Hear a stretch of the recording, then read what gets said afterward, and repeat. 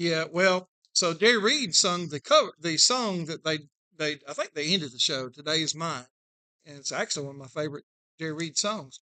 But uh,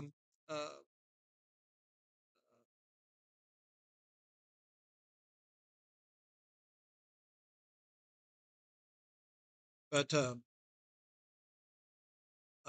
there's a pretty famous uh, episode of Bill Dance where Jerry Reed is fishing with him, and he's he catches about a 5 or 6 pound bass, and he's like, "It's nice. I'm gonna have this mounted. I'm gonna put it up in my office, and all this great." And of course, during the filming of it, they show Jerry Reed's got his back to him, and Bill Dance takes that fish, puts it back in the water.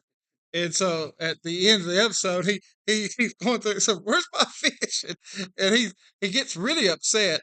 And of course, you're thinking, well, that's just a TV thing. And so that when we was at that Paris Landing, I said, well, do you ever see Bill Dance anymore? And all of a sudden his demeanor changed. He said, well, said that fella, he don't know how to fish, so he throws everything's good back in the water. Said, said I would never go fishing with him. Day of my life. Said he's gonna take whatever you catch and throw it back in there. But anyway, but okay. My kids didn't think nothing of it. Of course, Izzy don't really have memories of him. He actually was the first one to call her Izzy. She don't have any memories of him. Obviously, she was just a little over a year old, maybe about 2 the last time we saw him. But so she don't really remember him. And Sophie wasn't alive when he died, and so Sophie, they didn't think nothing of it, because old guy, whatever. And One day we're watching some Scooby Doo uh, on TV, and I was like, "Oh, look, there's Jerry." They're like, "Oh, he was on Scooby Doo," eh, you know, couldn't care less about the movies he did, the songs he sung, anything like that, but he was on Scooby Doo, so that made him a big time celebrity if he did Scooby Doo. Okay, well, let's get going. Let's see here. That song I definitely had me farewell party. Okay. Well, Um, so you've got these sheets with you. Of course, this is just the kings of the United Israel. We're not really, uh, we're past that, but you got the kings of Israel. You probably can't read it unless you get closer. Well, definitely know which one. Which one? There you go. Yeah. So Jeroboam the first. Jeroboam the first is always referred to as Jeroboam the son of Nebat. Now, the person that wrote this, obviously, there's a Jeroboam the second that's not related. He's listed as Jeroboam the second, but he's son of Jehoash. Uh, no relation. We're going to see that. But so you got Jeroboam son of Nebat. He's always pretty much listed as Jeroboam son of Nebat, and he's always depicted in a negative light. And we talked about every king that's mentioned in the northern kingdom, which is Israel. Every king is compared to him and how evil they were, and whether they did evil like that.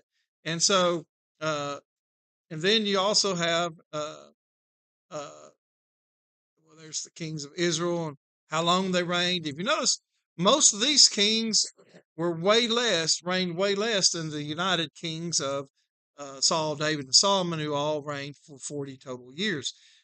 We see here, though, that only one king in the northern kingdom, when it divided, actually reigned 40 years. Most of them reigned much, much less. And we'll see that. In fact, you see Jeroboam's son, Nadab, only reigned 2 years. And so we'll get to those. That shows where they're at. Rehoboam, which was the son of Solomon, and you see it's a mixed bag. You had some that didn't reign very long, but you had two that reigned over 50 years, in Uzziah and Manasseh. So you had a varying reign.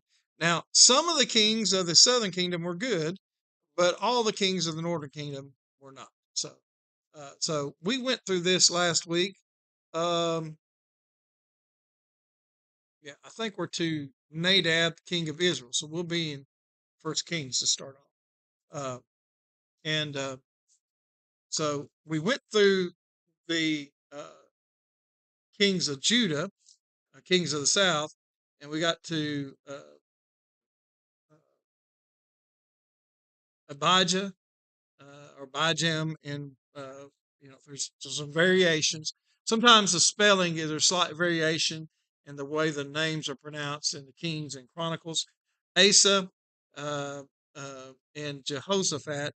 Let's see, did we actually get to that one? We didn't get to Jehoshaphat. We got to Asa.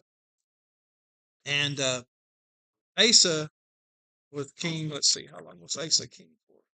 41 years. So Asa goes past many of the kings of the northern kingdom. Let's go back to, there you go, Nadab in Israel. Larry saw this last week, but the reason I'm doing it on screen is you can turn to one of them, but it shows the parallel connections. And so since Larry was here, I'll let him kind of give the details. So if you want more detail about a king in Israel, the northern kingdom, which of the accounts, the Kings or the Chronicles, gives more detail in general about the ones in Israel or the northern kingdom? They weren't here. So Where the Kings. don't know what's going on. Okay. Well, I said which one gives more information. So it's parallel accounts. So you'll see they have a lot of similarities and sometimes more than others. But in general, when you're dealing with the kings in the northern kingdom, which of the books give you more detail? I think I remember you said something about Chronicles. Not of Israel, that's of Judah. So of Israel, you're going to generally see the kings have more detail. When you're dealing with the kings of the south, the kings of Judah, it's Chronicles that has more detail. So they'll cross over at times, and sometimes it'll be exactly the same, but in general, that's the general rule, because Kings is focused on pretty much all the kings, and they have a greater preference to the kings of the northern kingdom, whereas Chronicles exclusively deals with the kings of Judah. Now, the kings of Judah, who were they all descended from? Obviously, Judah, but who else? Who are they all sons of? So the very first king of David. So they're all descended from David. So anyway, now the rest of the acts of Jeroboam, that's Jeroboam's son Nebat, how he warred and how he reigned, behold, they are written in the book of the Chronicles of the kings of Israel.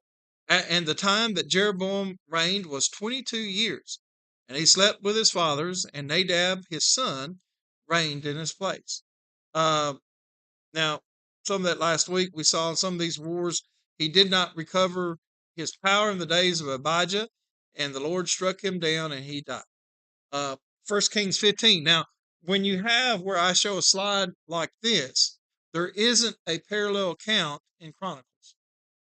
But once again, this is a king of Israel, so it would make sense that Kings is where you get this information. So in 1 Kings 15, 25 through 26, Nadab, the son of Jeroboam, began to reign over Israel in the second year of Asa, king of Judah. And he reigned over Israel 2 years. He did what was evil in the sight of the Lord, and he walked in the way of his father in his sin, which he made Israel to sin.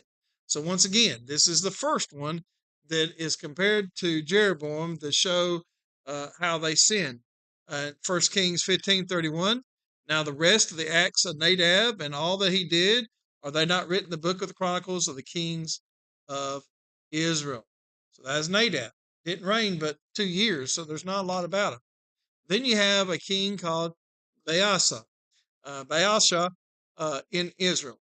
Baasha, the son of Ahijah of the house of Issachar.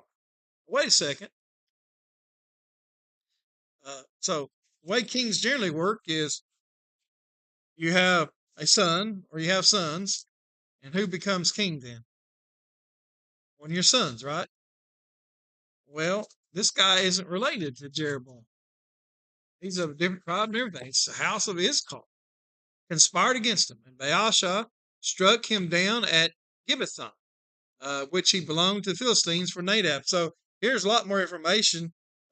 It was an assassination, uh, and at Gibbethon, which belonged to the Philistines. For Nadab and all Israel were laying siege to Gibbethon.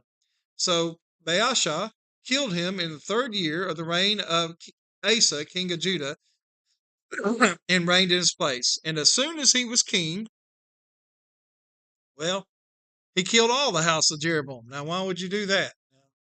Ruthless times back in those days, but why would he kill all the house of Jeroboam? There's actually 2 reasons here, but what is the instinctual one? Legal heirs. There you go. So they couldn't rise up and come back and be king. So he killed all the heirs of the house of Jeroboam. He left the house of Jeroboam not one that breathed until he had destroyed it. But there's a second reason here. This was done according to the word of the Lord, which he spoke by his servant Ahijah the Shilonite. It was for the sins of Jeroboam that he sinned, and he had made Israel to sin because of the anger to which he provoked the Lord, the God of Israel. Now, y'all weren't here last week, but we talked about, you remember Jeroboam had a child that was sick, very sick. And so she goes to the prophet, same prophet that had prophesied that Jeroboam would get the 10 tribes and 2 would be left with Rehoboam. But so he sent his wife, and she disguised herself to plead on behalf of this prophet of God that he might heal or intervene with the health of this child. Uh, the prophet was blind by this time, couldn't see, but he knew because the Lord had told him that this was the queen's wife. And so what he told her in 1 Kings 14, verse 10, he says, "Therefore, behold, I will bring harm upon the house of Jeroboam. I will cut off from Jeroboam every male, both bond and free in Israel, and will burn up the house of Jeroboam as a man burns up dung until it's all gone." So we see that God said he was going to eliminate the line of the house of Jeroboam. So Jeroboam, now what was Jeroboam told by this same prophet when before this took place, when Solomon was still alive? What had the prophet told Jeroboam? That he would reign, but what else had he told? How long would his lineage reign if he followed certain conditions?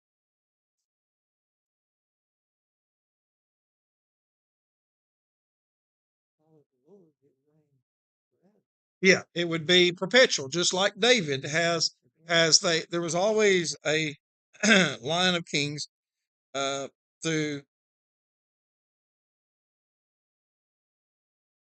yeah, Ahijah the prophet. And so Ahijah told him that the God has said that if you will walk in my statutes, as David did, your lineage will be just as secure and you'll always reign. But that's not what Jeroboam did. I mean, immediately. So the prophet says, because of this, your entire house is going to be eliminated, be killed. And so, indeed, it didn't happen during Jeroboam's life.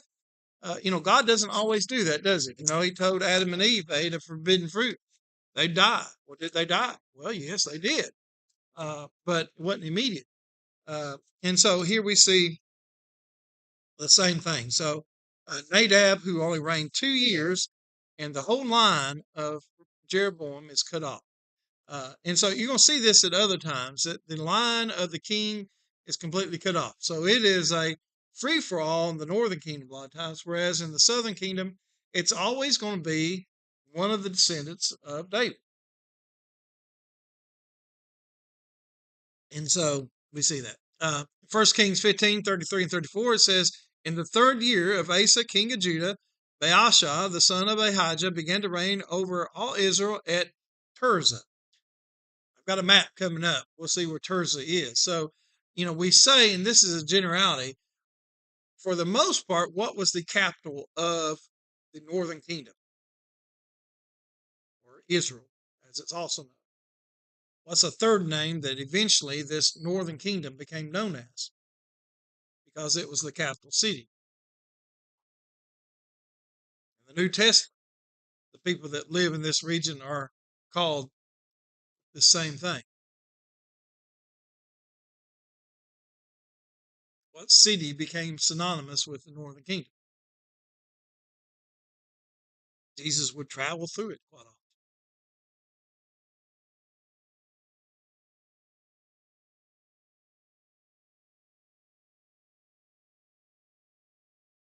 And Philip went up there and preached. Good response.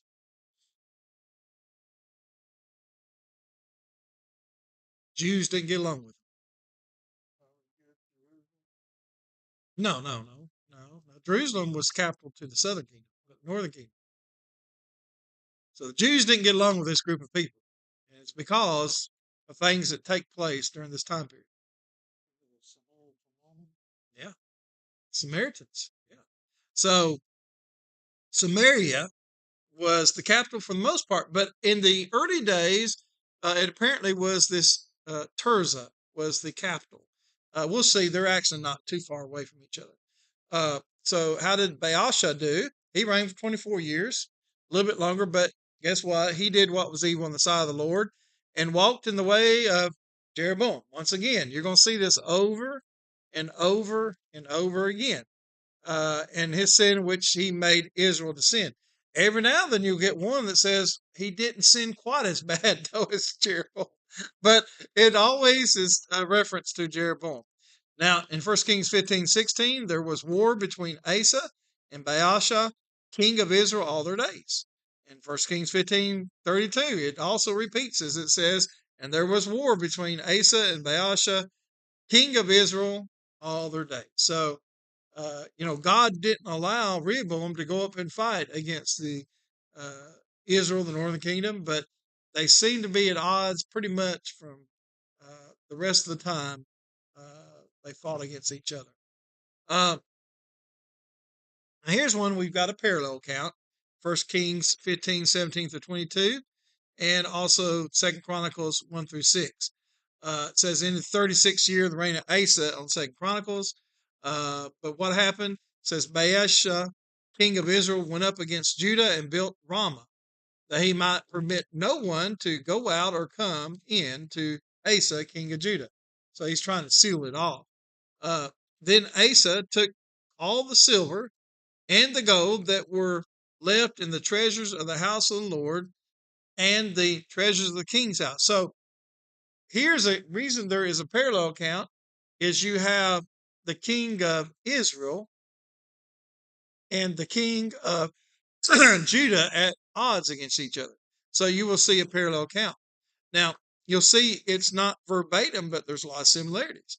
In verse 2 of 2 Chronicles 16, it says, then Asa took silver and gold from the treasures of the house of the Lord and the king's house and sent them uh, uh, to Ben-Hadad, king of Syria, who lived in Damascus, saying, so he takes the money from the temple and he sends it to the king of Damascus, Ben-Hadad, king of Syria. And he tells them, according to 1 Kings, let there be a covenant between me and you as there was between my father and your father. So how do you think God is going to view this when we see how this develops? So what he did was he was concerned about, uh, Asa was concerned about the king of Israel, Baasha, and so he was worried about it. So he decides, hey, I'll pay the king of Syria, which was just to the north of this, and I'll have him do my fighting for me out of the Lord's money, in essence. What do you think God is going to think of this? No. Who should Asa have trusted? The Lord. Okay. Now, in this, it lists Asa as a good king, but we see, because on this purple one, so you'll see when it's highlighted, it means it's a good king. Well, Asa had some good things, but I don't know that I would categorize Asa as a good king. I think he's a mixture of good and bad. Why? Because he stopped relying on the Lord for everything. He relied on his own political skill set, and we're going to see this is going to continue. Uh, we'll we'll read the first King's account. They're about identical. It said, "Behold, I am sending to you a present of silver and gold. Go break your covenant with Baasha, king of Israel, that he may withdraw from me." And Ben-Hadad listened to the king Asa and sent the commanders of his armies against the city of Israel and conquered Ijon. And so it went according to his plan. Dan, Abel, Beth Maacah, and Chinneroth with all the land of Naphtali. And when Baasha heard of it, he stopped building Ramah, so it did work, and he lived at Tirzah. Then King Asa made a proclamation to all Judah. None was exempt, and they carried away the stones of Ramah and its timber with which Baasha had been building. And with them King Asa built Geba of Benjamin and Mizpah. So it worked, but when you don't rely on God, there's going to be some consequences.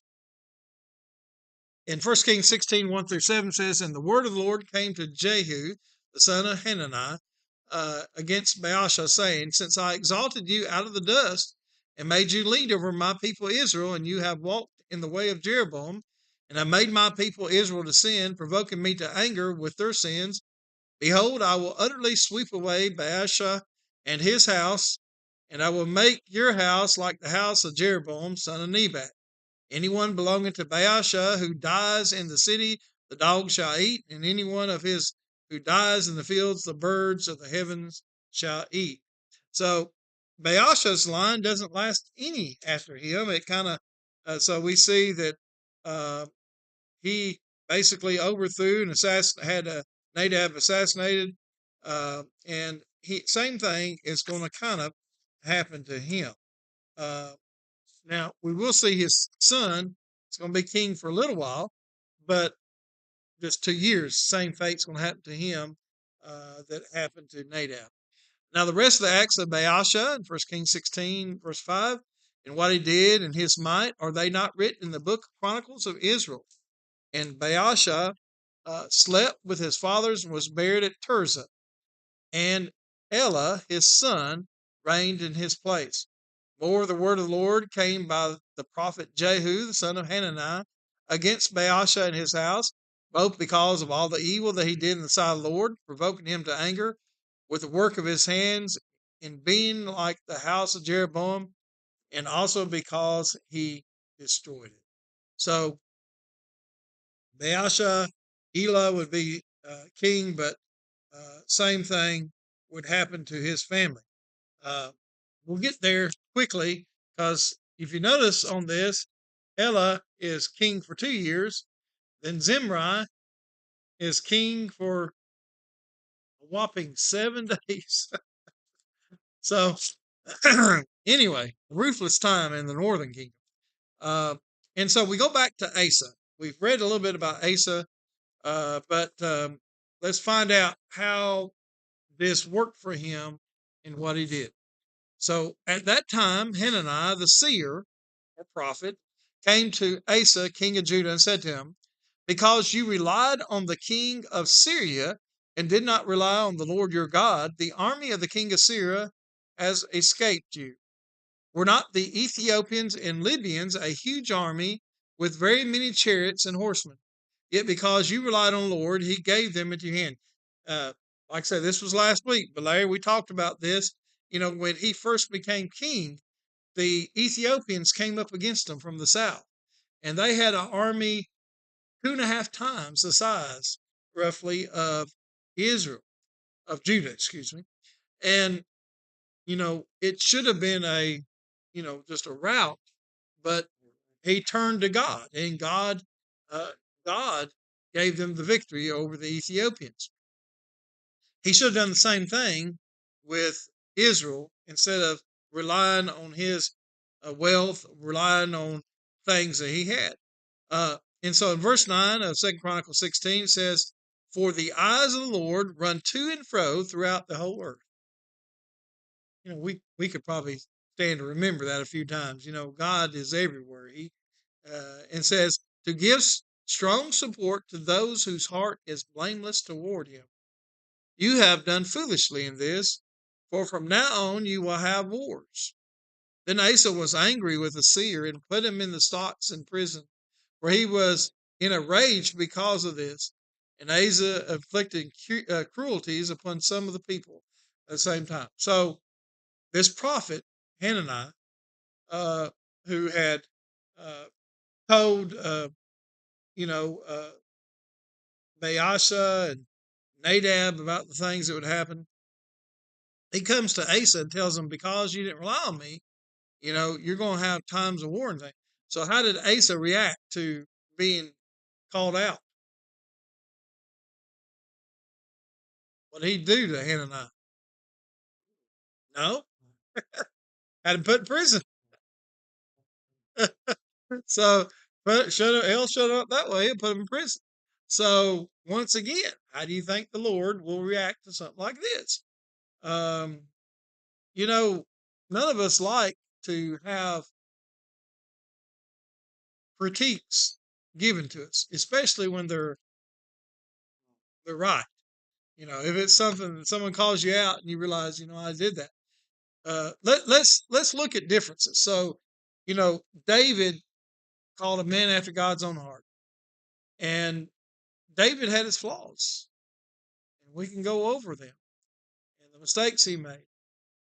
But when Naaman the prophet came to David and told him about what he had done to Uriah and Bathsheba and that whole ordeal, what did David do? Did he lock up Naaman? Did he deny it? He repented. And this was an opportunity for Asa to do the same. And that's also why I can't quite say Asa was good. I think he was good and bad. He started off good, but then he turns bad. Um, and then in verse 11, the acts of Asa. By the way, in the book of Kings, you'll read, when it talks about Asa, you'll read nothing but good things. So if you were just looking at the book of Kings, you would think Asa was a good king. But when you see the details in Chronicles, I don't think you can say it. The acts of Asa from the first to last are written in the book of the kings of Judah and Israel. In the 39th year of his reign, Asa was diseased in his feet, and his disease became severe. Yet even in his disease, he did not seek the Lord, but sought help from the physicians. I think God, allows certain things to happen to us sometimes just to give us another chance. God really is long suffering and he wants all to come to repentance. So he has this disease. There's an opportunity for Asa again to turn back to God, and yet he didn't depend on God. He sought his physicians. Asa slept with his fathers, dying in the 41st year of his reign. They buried him in the tomb that he had cut for himself in the city of David, laid him on bier that had been filled with various kinds of spices prepared by the perfumer's art, and they made a very great fire in his honor. So, once again, Asa starts off great. And if you only read Kings, you'd think Asa was a really good king. But he didn't rely on God in his latter years. And that's a big difference. So, I, I, I think you've got to do this parallel thing because you really don't get the full picture if you just look at one or the other. But when you put them together, you start seeing, because these kings were intertwined, even though they're two different kingdoms at this time. And they will be intertwined as long as they each exist. Now, one is going to last longer than the other. The northern kingdom is going to be taken captive by the Assyrians. The southern kingdom is going to be taken captive by the Babylonians well over 100 years later. So there is a difference in that, but we do see things. Now, I want to make it clear, though, there were good people in the northern kingdom. There were people that still followed God in the northern kingdom. And just because the southern kingdom had some good kings, it's where the temple was, it's where the priests were, the majority of the people in the southern kingdom were not faithful to God either. So if they were, none of this would happen. Generally, the way it worked in the southern kingdom, if you had a good king that was truly following God, guess what the people typically did? They followed God as well. However, when you had a bad king that didn't follow God, most of them didn't follow God either. So, how genuine was some of them? We don't really know. But the point is that it was a mixture in the southern kingdom. The northern kingdom, it was a smaller number, but there still were some that were faithful to God. Uh, but it does demonstrate a leader that is true to God. Generally, more people will stay true to God as well.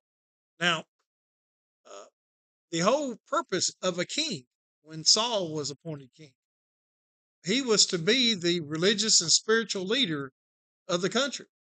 Not in the standpoint of the same as a priest or a Levite, but that was his main obligation, was to be true to God. And so we see so far that really none of these have done that in its totality. And so Israel is going to get the same thing. Now, next week, we're not going to try to get this today, but next week we'll deal with 4 kings of Israel. Uh, I've got a map I want to show. Okay. Uh, you may not can see it, but let's see if I can.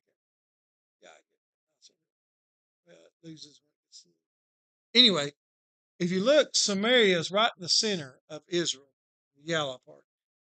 If you look over to the right there, you'll see very close Tirzah. So Tirzah was kind of northeast of Shechem a little bit, another fairly famous city of the Old Testament, and uh, but it was pretty much just due east of Samaria. Shiloh, another influential city of the Old Testament, and of course Jerusalem is in the northern part of the kingdom of Judah. But anyway, you can also see Moab, where Moab is located.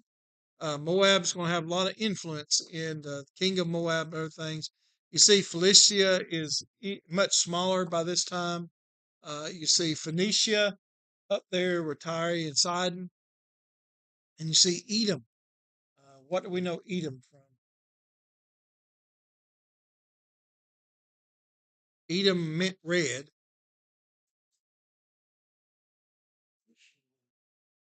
No, not Ishmael, but you're thinking similar line. So,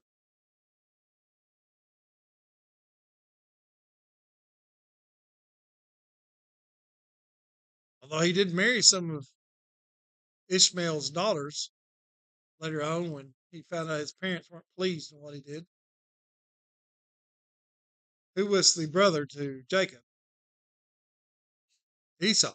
So Edom is Esau, means red. And in the New Testament, huh? Couldn't get it to come in. Yeah. In the New Testament, Edom's name has slightly changed. It still means pretty much the same thing, but it's known in the New Testament as Idumaea.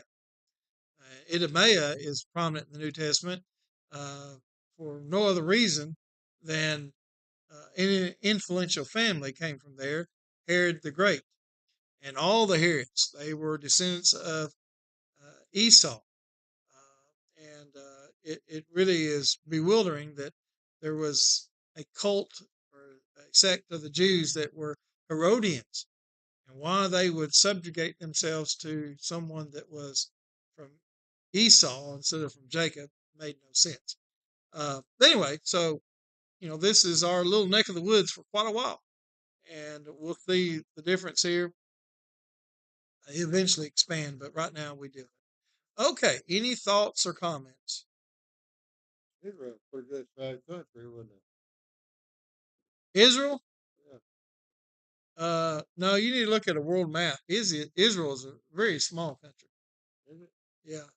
Now, and if you go back far enough, there were Got no all them big towns countries. on there. They're pretty good size. Yeah. In the old days, there was no big countries until really that changed probably with probably Babylon. Uh, the Babylonian Empire was probably the first empire that started spreading out, at least in the Middle East, and started having quite a bit of land where they control over. But you look on a map today, Israel's just a little slither on the Middle East. Saudi Arabia is huge. Syria is quite a bit bigger than Israel. Jordan's quite a bit bigger than Israel. Egypt is huge compared to Israel. Israel's a little bitty slither, and so anyway, it looks big because it's a map. you know, it's zoomed in. Yeah, I know. Yeah, it looks big there because that's all you see in the map. There's But quite a few towns, village there, or town. yeah, Or whatever. but well, obviously so. Back in the days, it's like so. How long you lived? You've been in this area all your life? No. I live in Arkansas, and they're all right. Okay. Well, but I don't know when you moved to this area, but I'm told Waveland used to be pretty good size.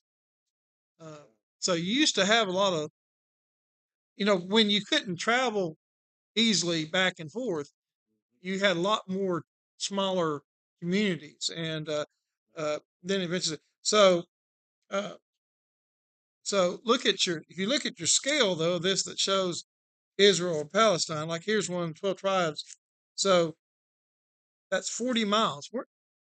How far is it from here to Fort Smith? 45. So you would be off the map almost. If you went to Fayetteville, it'd be well. So just puts it in scale that it's really not that it's not that big. It's just Why had a they lot of. take it on them today? All that flat stuff. Isn't that weird? How that it is weird. But yeah, it's a little slither. It's a little slither. It's very small as far as it goes. Um, I've talked about this before. There's a lot of misguided people. The only free so-called Palestinians are the ones that live in Israel. There's about a little over 20%, between 20 and 25% of people that live in Israel. They're citizens in Israel that are what would be termed Palestinians. But but to be a Palestinian, if you took a DNA test, there is no such thing. We'll tell a lot of oil and gas. Israel, Israel really doesn't have that much. you know, some country. A lot of the Middle East does, but Israel really doesn't have that much. You get into Saudi Arabia, obviously. You get it. Fighting for some reason, I don't know why. It's religious. It dates back. So it dates back to. But now part of it too is so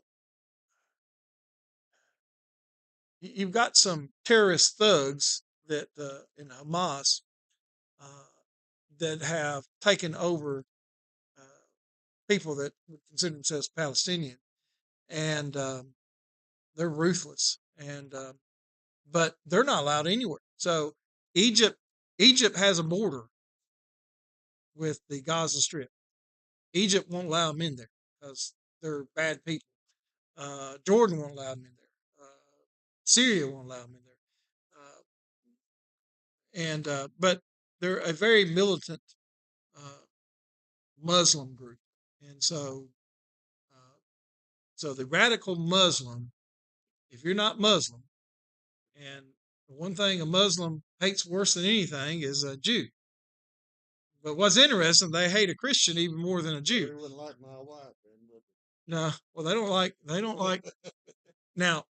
So they take a lot of the Quran literal, where it talks about you got to conquer them, you got to defeat them militarily, and so when you have that mindset, there is no way you can appease. They're only so in this whole statement. You probably have heard the statement from the river to the sea. Well, that's basically all of Israel. They want to be free. They want to destroy Israel. That's what they want to do. And so when you hear that statement, what that means is they want anybody that's Jewish, they want them eradicated. Uh, and But that's not, you know,